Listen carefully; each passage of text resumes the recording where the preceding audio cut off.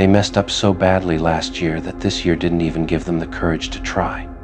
No calls, no texts, no just checking in, no half-hearted apologies disguised as nostalgia. Nothing. Not because they healed, not because they suddenly grew respect, but because deep down they know the damage crossed a line that can't be uncrossed. They know they burned something they can't rebuild, and that awareness sits heavy on them every single day. Last year wasn't a misunderstanding. It wasn't bad timing. It wasn't miscommunication. It was choice after choice after choice, each one showing you exactly where you stood. They tested limits, ignored boundaries, twisted narratives, and still assumed access was permanent. They gambled on your patience like it was infinite.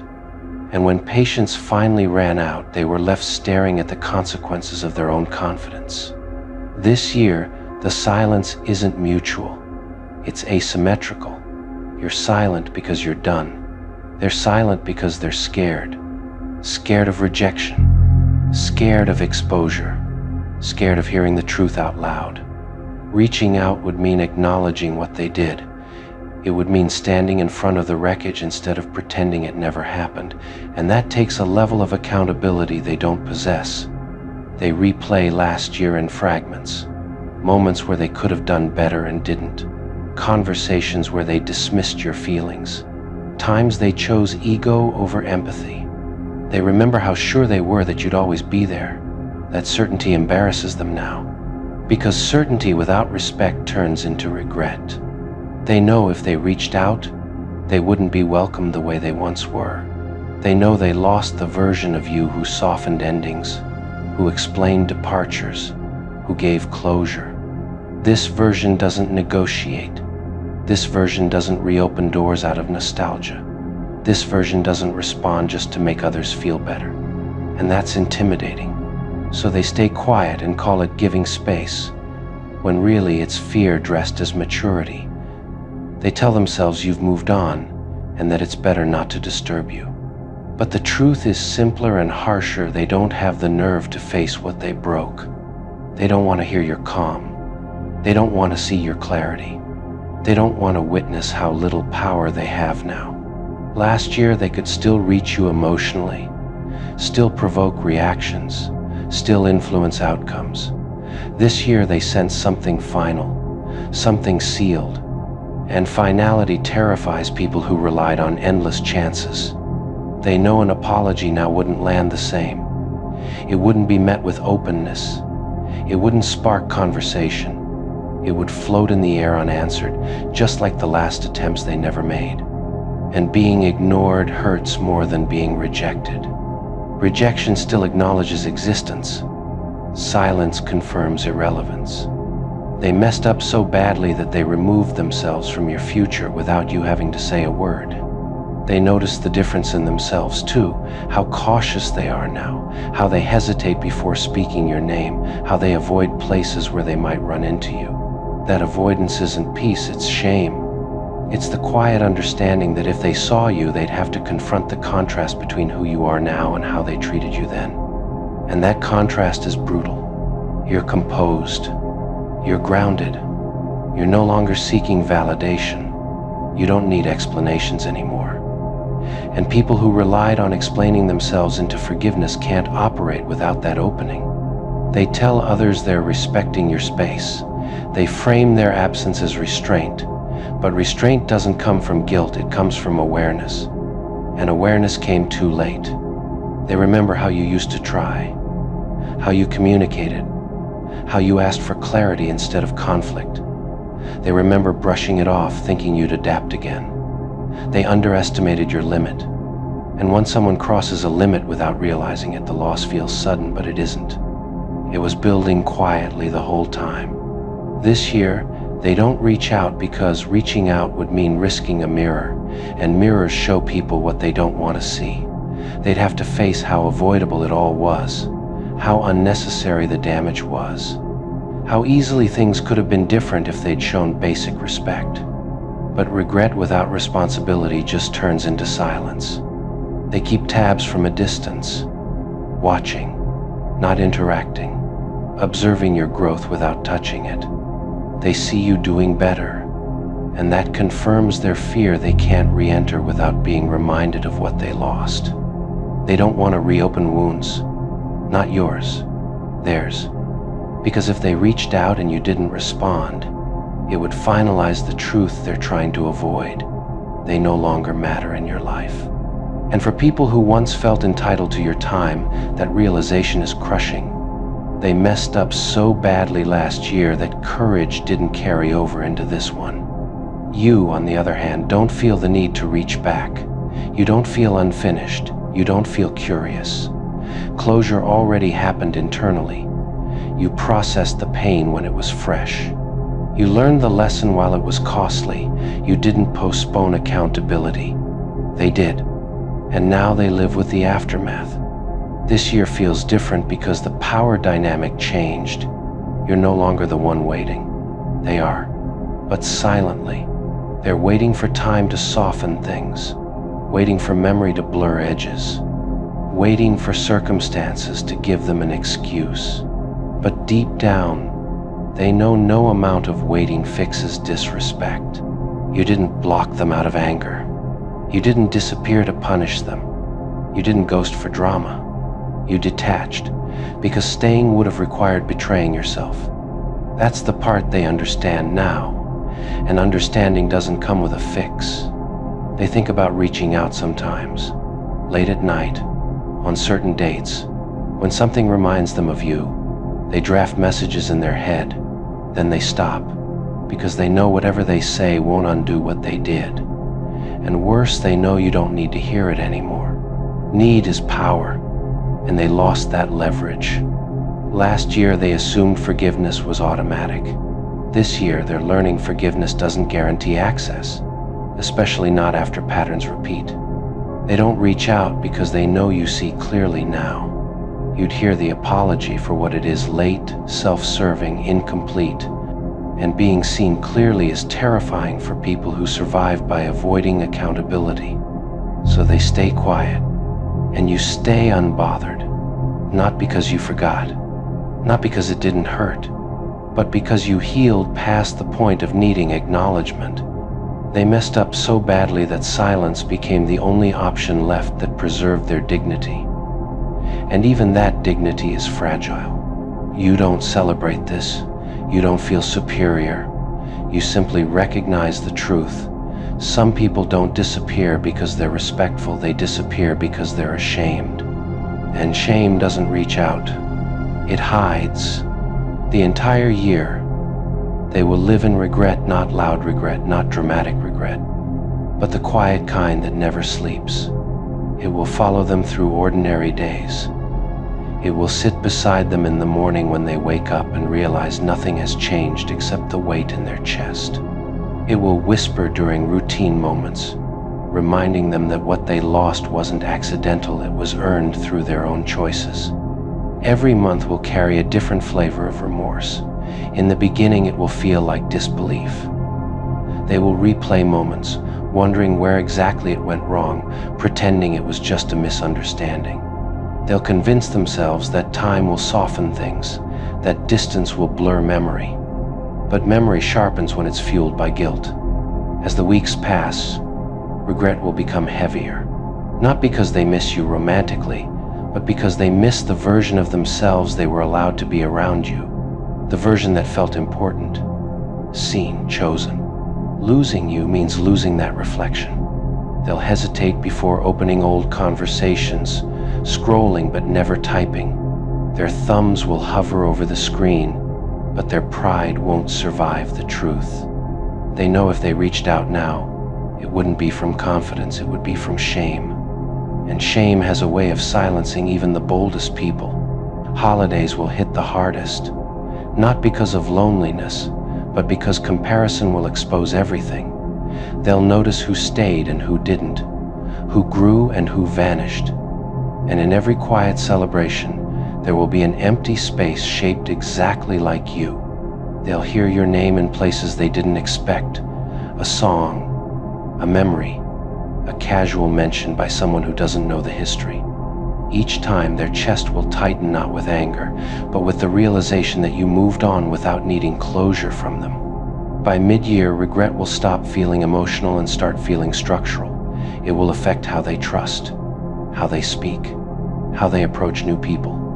Because deep down, they'll know they ruined something real, and real things don't come twice. They won't reach out because they already understand the answer. Silence taught them more than confrontation ever could. Your absence explained everything. Toward the end of the year, the regret will mature. It won't scream anymore. It will sit quietly in the background, a permanent reminder of what happens when you take loyalty lightly and assume people will always stay. They thought they knew you. They thought every layer was mapped, every reaction predictable, every breaking point memorized. What they were not prepared for was the version of you that no longer performs for their understanding. This version doesn't announce growth. It doesn't seek validation. It doesn't demand acknowledgement. It simply exists, and that quiet confidence unsettles them more than confrontation ever did. They keep trying to reconcile the old you with the present you, like two images that refuse to overlap. The kindness they once exploited now stands behind boundaries they can't cross. They expected evolution to keep your softness. What they got instead was precision. They were ready for your anger. They were ready for your sorrow. They were even ready for your revenge. They were not ready for your self-command. You don't prove yourself anymore. And that change alone dismantles the hierarchy they thought they stood on. They still talk as if their influence defines you.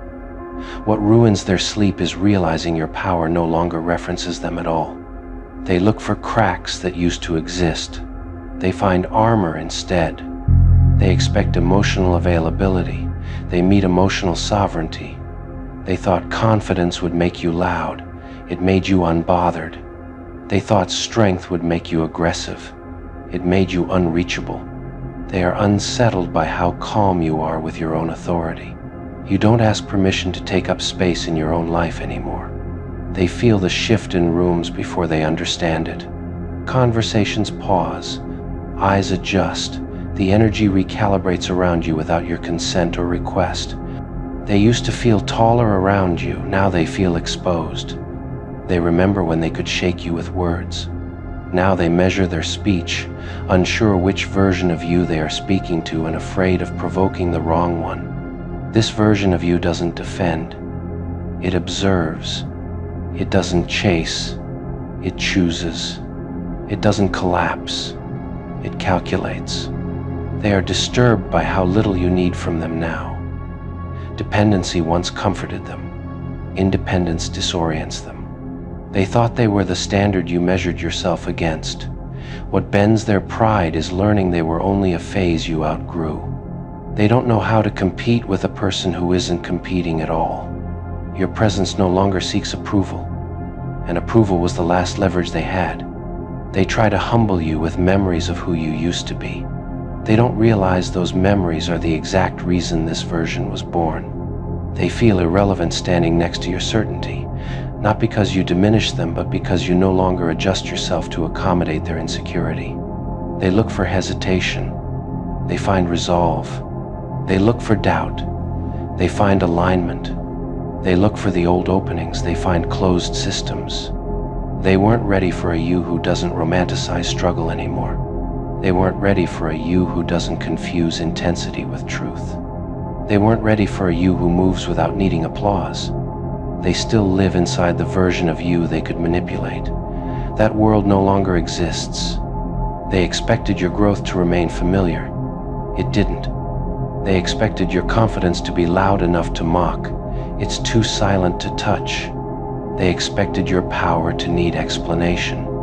It doesn't. They feel disarmed by the way you no longer over-explain your decisions.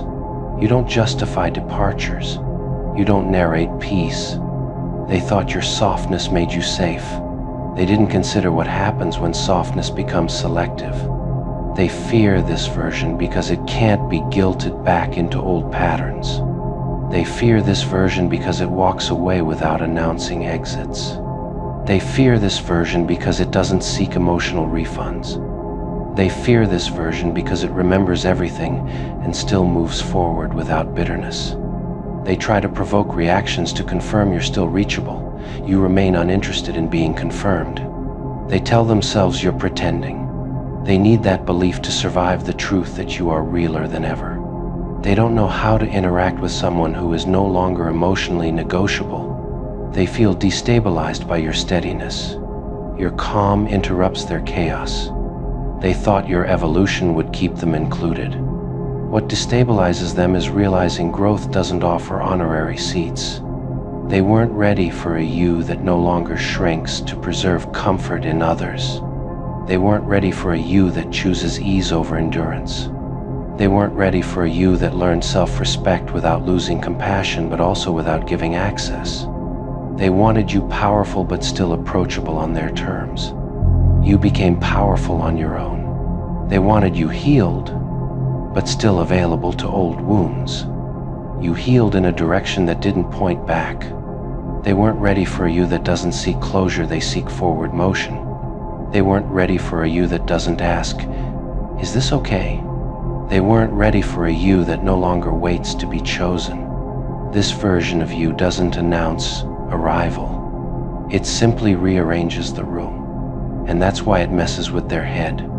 Because everything they used to rely on to predict you is gone. Because their old power only worked on the old you. Because your silence now carries authority. Because your calm now contains decision. Because your absence now has permanence. They weren't ready for this version because this version no longer needs their permission to exist. They weren't ready for this version because this version doesn't look back. They weren't ready for this version because this version ended their influence without confrontation. They weren't ready for how little they matter to this version. They weren't ready for the kind of power that doesn't threaten. It simply moves on. And that is why this version of you lives rent-free in their mind. Not because you attacked, not because you destroyed, but because you evolved so completely that their reality can't keep up with your direction anymore. And that is the most unsettling kind of dominance there is. They try to pretend they're unfazed, but the change in you unsettles them in ways they can't disguise. Your confidence no longer seeks mirrors in their approval, and that robs them of the role they once played in your reflection. They keep waiting for the old triggers to work, the guilt, the nostalgia, the confusion, but none of it lands.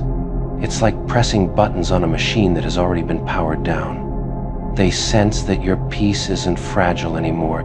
It doesn't wobble when tested. It doesn't bend to pressure. It simply holds. And that kind of stability unnerves people who relied on your little cracks. They thought your growth would still orbit them. What bends their pride is realizing your life has found a center that doesn't include their gravity. They replay memories, trying to anchor you back to who you were. They don't understand that memory no longer has permission to trespass in your present. They assumed your softness would always be accessible. They were not prepared for what happens when softness becomes guarded by self-respect instead of hope. They keep checking for emotional reactions like someone tapping glass to see if it's real. Your stillness confirms it is, and that confirmation scares them. They feel like they lost a version of you they believed they owned. They hadn't realized it was always borrowed. They struggle with the idea that your power now comes without noise, loud strength they could challenge. Quiet strength leaves them nowhere to strike. They expected your confidence to need witnesses, but yours doesn't perform, it doesn't persuade, it doesn't recruit. It simply moves as if doubt no longer has citizenship in your decisions. They try to understand when control slipped from their hands. The truth unsettles them most. Control didn't slip, it was returned permanently. They speak about you with confusion now, not authority. The tone has shifted from "I know them" to "I don't recognize them." And that loss of certainty breaks something in their pride. They once believed they shaped you. What shakes them now is realizing pressure shaped you into someone they can't reach. They expected your growth to still seek their validation, What confuses them is how effortlessly you stopped seeking anything from them at all. They feel outpaced not because you rushed ahead, but because you no longer slowed down to keep them comfortable. They tell themselves you're just playing a role. They need that belief to survive the idea that this version of you is permanent. They were ready for your success. They were not ready for your independence. They were ready for your healing. They were not ready for your boundaries. They were ready for your confidence. They were not ready for your non-negotiables. They built their comfort on the assumption that you would always be reachable. What's breaking their mind now is realizing you didn't become unreachable out of spite. You became unreachable out of alignment. And here is the ending they will wrestle with in silence. You didn't change to intimidate them. You didn't grow to prove anything. You didn't evolve to make a statement. They hate you because you never showed up to play by their rules. While they were setting traps, rehearsing lines, sharpening intentions, you were already walking away with the outcome secured. You didn't outfight them. You outgrew the battlefield. They were prepared for resistance, not removal. They expected reactions, not absence, and that's what crushed them. You didn't clash with their plans. You made their plans irrelevant. They hate you because you won without engaging. No arguments, no public breakdown, no emotional leaks, just a quiet shift where suddenly their moves had no opponent. You defeated them the moment you stopped needing validation. Games only work when both sides want something from each other. You wanted nothing and that ended everything. They were still counting points while you closed the scoreboard. They hate you because you didn't underestimate them, you simply didn't fear them. You saw the patterns early, the predictable plays, the recycled manipulation dressed up as strategy. You didn't interrupt them. You let them reveal themselves fully, comfortably, confidently. And while they thought they were setting the stage, you were already mapping the exit. They hate you because you didn't rush. You observed, you listened, you let time expose what effort never could. By the time they were ready to strike, there was nothing left to attack, no access, no leverage, no emotional entry point. They hate you because they prepared for war and found an empty field. You didn't block them out of anger. You outgrew them out of clarity. That distinction matters because anger can be provoked, but clarity cannot. They wanted power over you. You removed yourself from the equation entirely. That's not losing control, that's losing relevance. They hate you because they never got to see you struggle. No panic, no confusion, no begging, just composure. You didn't need to expose them. Their frustration did it for you. Nothing reveals defeat faster than someone screaming at a wall that won't answer back. They hate you because you understood something early. The game only exists if you stay seated at the table. So you stood up. They were still rolling dice when you left the building. They hate you because you didn't try to win their approval. You didn't seek closure from people who caused the damage. You didn't wait for fairness. You decided the outcome yourself. They hate you because you made them feel small without ever trying to. Your calm felt like dominance because it highlighted their chaos. You didn't expose their tactics. You simply refused to respond to them. Silence dismantled what confrontation never could. They hate you because they thought they were clever until they realized you were conscious. They thought they were ahead of you. They didn't know you had already finished the race and stopped running. They hate you because you didn't chase revenge. Revenge would have kept you tied to the same board. You chose freedom instead. They were still plotting your downfall while you were designing your future. They hate you because your absence forced them to face themselves. No distraction, no reactions to feed on, just the echo of their own intentions. You defeated them the moment you stopped explaining yourself. Explanations invite debate. You chose finality. They hate you because you didn't win loudly. You won cleanly. No scars to show off. No trophies to display. Just peace, and that's unbearable to people who survive on conflict. They wanted to see you crack. Instead, they watched you detach with precision. They hate you because they never got the satisfaction of seeing their plan work. All that effort wasted on someone who refused to be affected. You didn't ruin their game. You proved it was never worth playing. They were playing chess. You flipped the board by walking away. They hate you because you never came back to prove anything. No second round, no rematch, no explanation tour. You defeated them before the game even started, because you understood something they never will. The strongest move is refusing to play, a game designed to make you lose. They hate you because they never got confirmation that their strategy mattered. No feedback, no emotional response, no visible damage. It's impossible to feel powerful when the target refuses to register the hit. They built narratives where you were supposed to react on cue. When you didn't, the script collapsed. And nothing enrages manipulators more than an audience that leaves mid-performance. They hate you because you didn't expose their intentions publicly.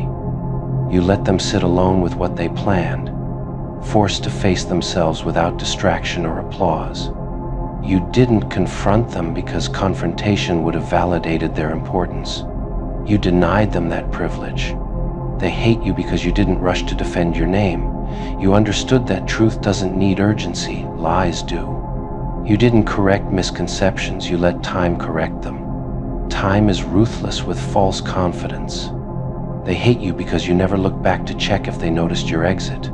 That indifference cut deeper than any insult. They expected resistance to justify escalation. You offered nothing. Escalation without opposition turns inward. They hate you because they were ready to compete, but competition requires two people who care about winning the same prize. You didn't want the prize they offered. You walked away before the rules could be enforced. They hate you because you didn't let fear influence timing. You left exactly when clarity arrived, not when pressure peaked. They thought patience meant weakness. You showed them patience is how patterns reveal themselves. They hate you because you didn't try to look strong.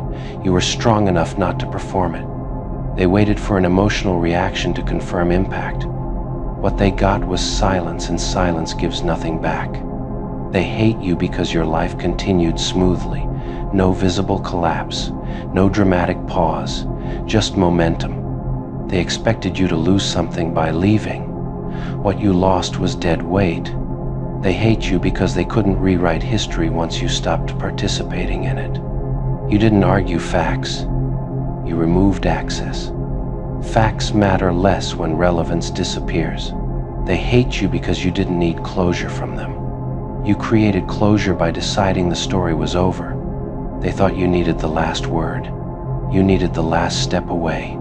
They hate you because you didn't stay to prove your worth. You assumed it and moved accordingly. They tried to provoke curiosity. You chose disinterest. They hate you because you didn't underestimate how exhausting games become when no one is playing along. They prepared for emotional warfare. You chose logistical peace.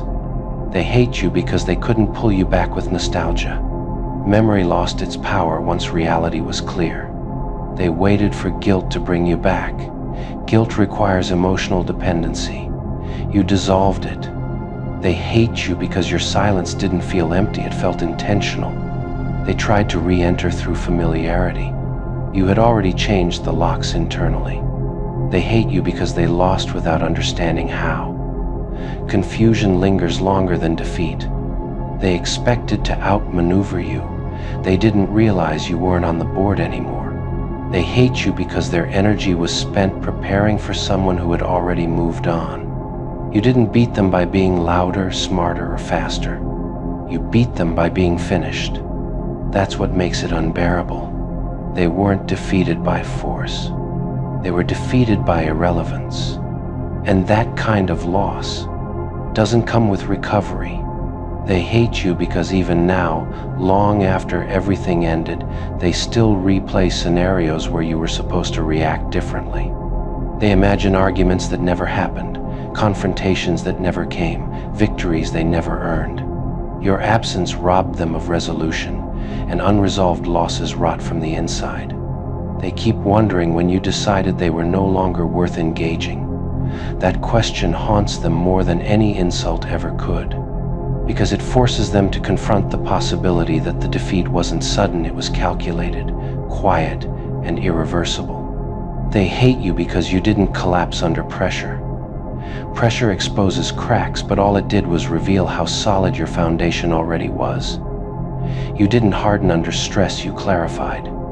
They expected emotional leakage, a weak moment, a late-night message, something human they could latch onto. What they got instead was consistency.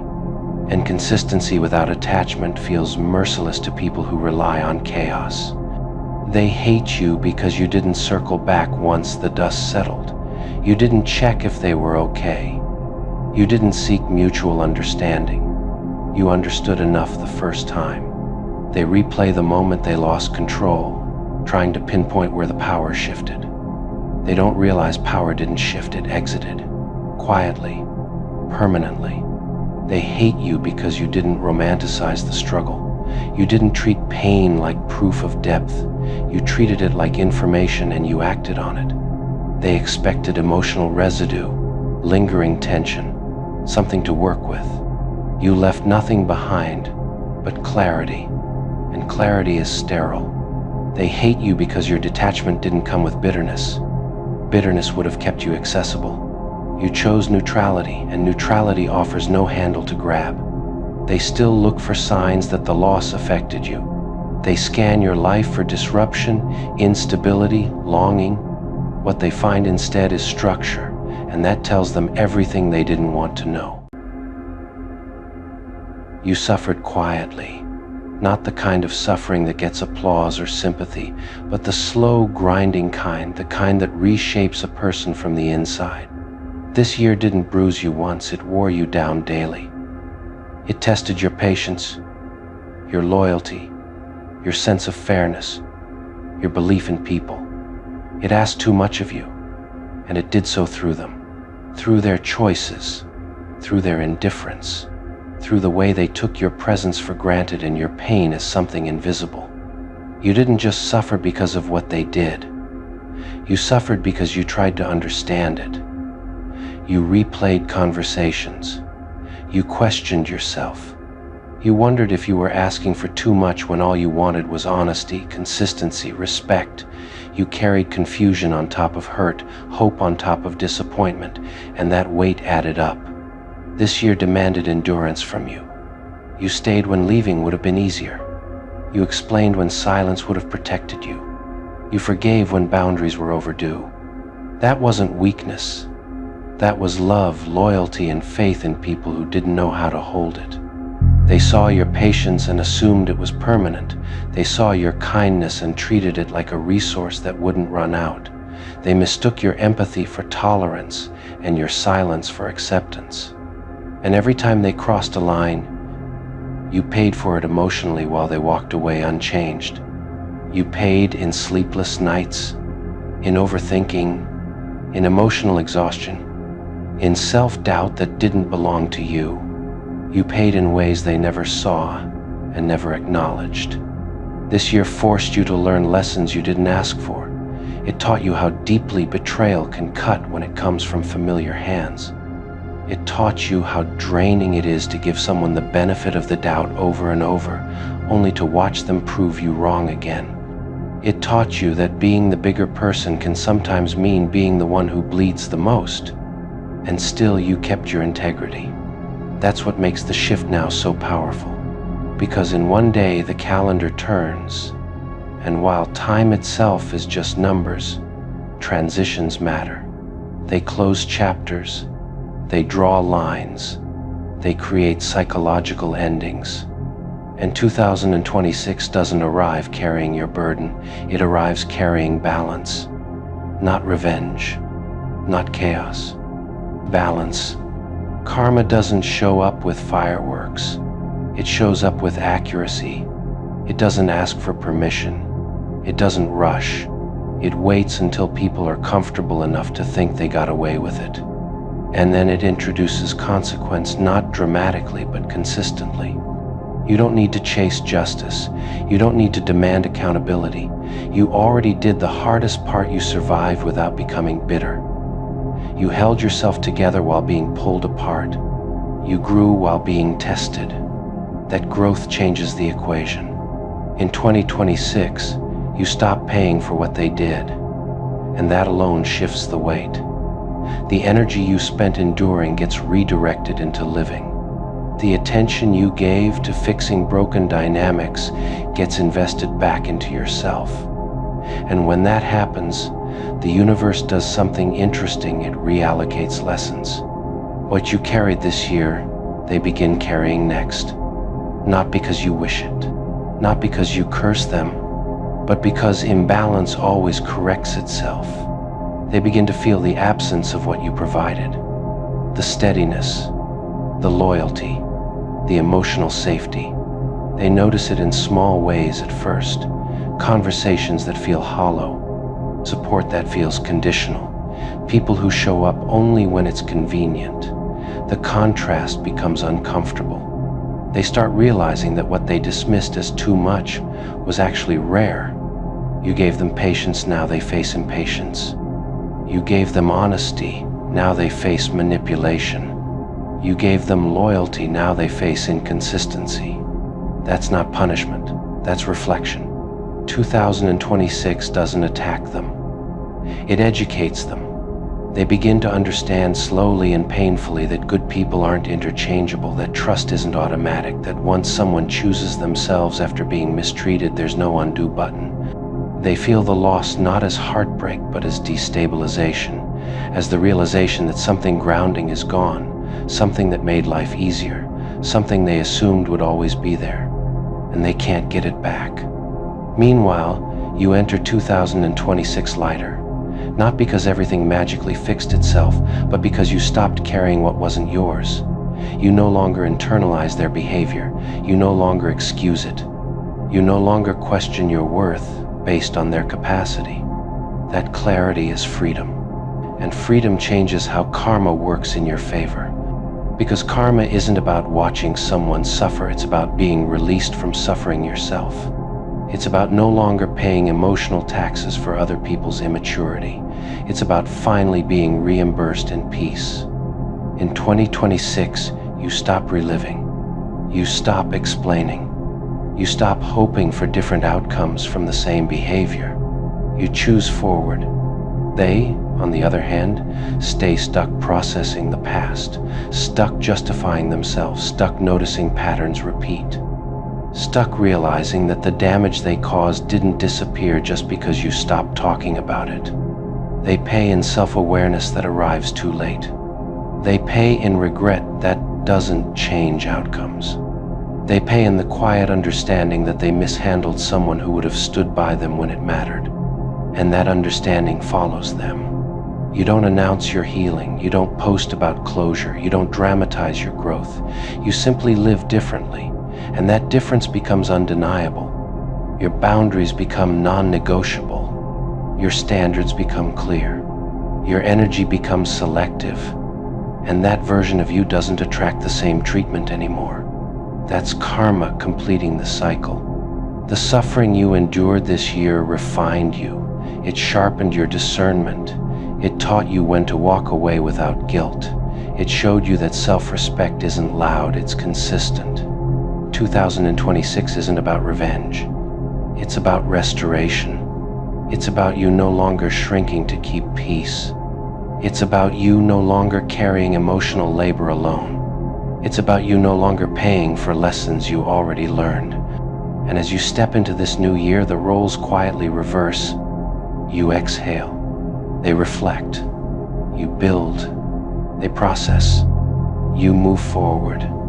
They look back. And the universe, impartial and precise, lets everyone experience the consequences of who they chose to be when it counted. You already paid your price in endurance, in growth, in pain turned into wisdom. Now, as 2026 arrives, the balance shifts. Not loudly, not cruelly, but completely. And as the final hours of this year fade out, something inside you settles. Not with celebration, not with noise, but with certainty. The kind that comes only after surviving something that tried to break you and failed. You don't need validation anymore. You don't need apologies.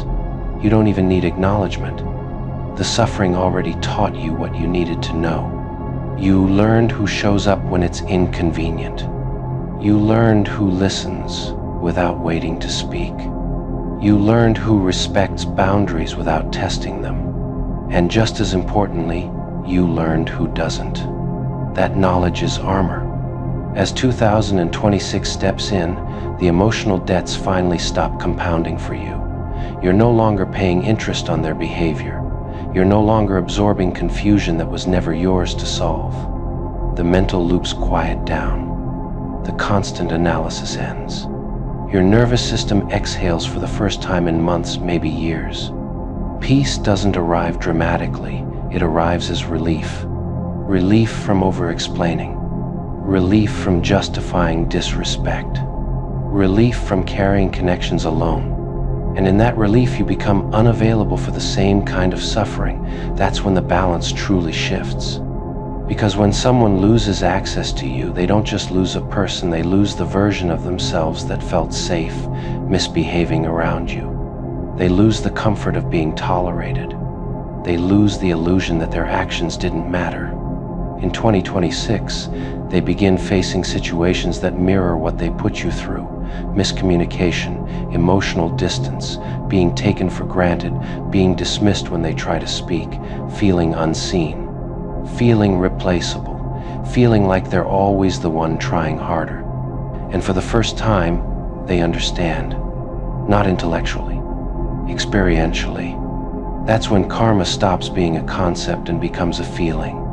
They remember moments they laughed off, boundaries they ignored, words they minimized.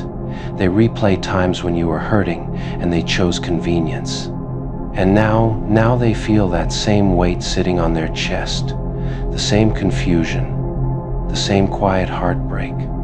But here's the difference. You grew through it. They resisted.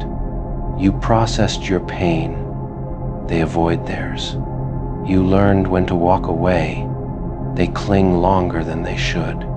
So the lesson repeats for them again and again until it lands. Meanwhile, your life begins opening in subtle ways. Not perfect, not effortless, but aligned. Opportunities that don't drain you. People who don't need convincing.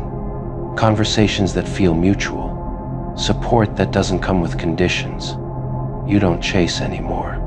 You don't prove anymore. You don't beg for clarity anymore. You attract what matches your self-respect.